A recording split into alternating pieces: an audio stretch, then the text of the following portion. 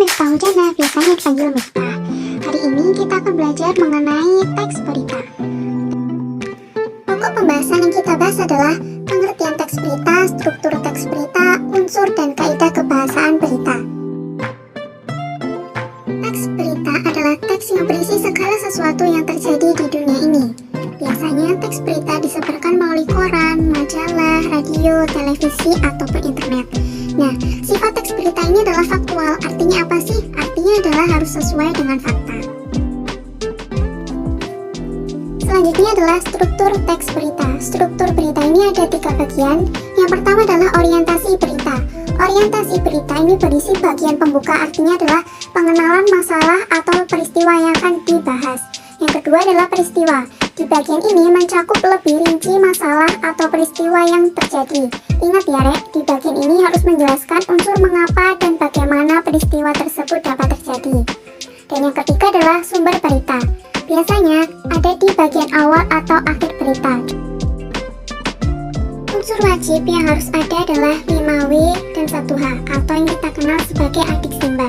Apa, di mana, kapan, siapa, mengapa, dan bagaimana. Apa, menanyakan peristiwa apa yang terjadi. Di mana, menanyakan lokasi atau tempat terjadinya suatu peristiwa. Kapan, itu menanyakan waktu terjadinya peristiwa. Siapa adalah menanyakan siapa saja yang terlibat. Mengapa, menanyakan alasan atau latar belakang terjadinya peristiwa tersebut. Dan bagaimana, itu menanyakan proses terjadinya peristiwa tadi.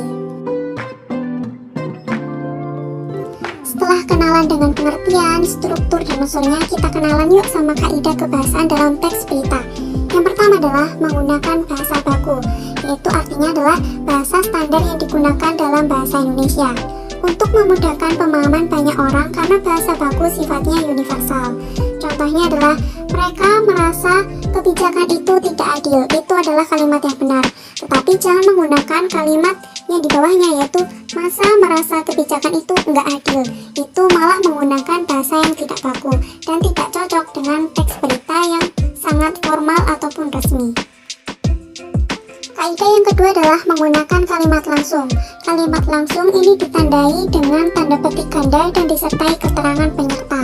Contohnya adalah, nanti biar ahli yang menyampaikan, ujar Dedi ditemui wartawan di markas kepolisian daerah Jawa Timur. Dan yang ketiga adalah menggunakan kata kerja mental. Kata kerja mental adalah kata kerja yang menunjukkan respon atau sikap kita terhadap suatu tindakan. Contoh, merasa tertipu, para korban lantas melapor ke polisi. Dan yang keempat adalah menggunakan fungsi keterangan waktu dan tempat. Bisa dilihat di contoh yang sudah ada. Di akhir kalimat langsung ada kata Kepala Divisi Humas Polri Inspektur Jenderal Polisi Dedi Prasetyo di Surabaya, Kamis. Hal itu menunjukkan waktu dan tempatnya. Dan yang terakhir adalah menggunakan konjungsi temporal seperti setelah, kemudian, sejak, dan lain sebagainya. Nah, itu tadi adalah pembahasan mengenai teks berita. Sekarang udah kenal dong sama teks berita, jadi nggak bingung lagi dengan apa sih yang namanya teks berita, bagaimana strukturnya, unsurnya apa saja, dan bagaimana menggunakan kaidah kebahasaan yang benar. Ada pepatah yang bilang, seseorang yang menguasai berita dalam kutip informasi, dialah yang akan menguasai dunia. Jadi jangan mau kalah sama bapak-bapak yang baca berita sambil ngopi di pagi hari ya. Tetap semangat dan jangan lupa subscribe, follow IG dan TikTok aku yang sudah ada di kolom description box ya. Thank you.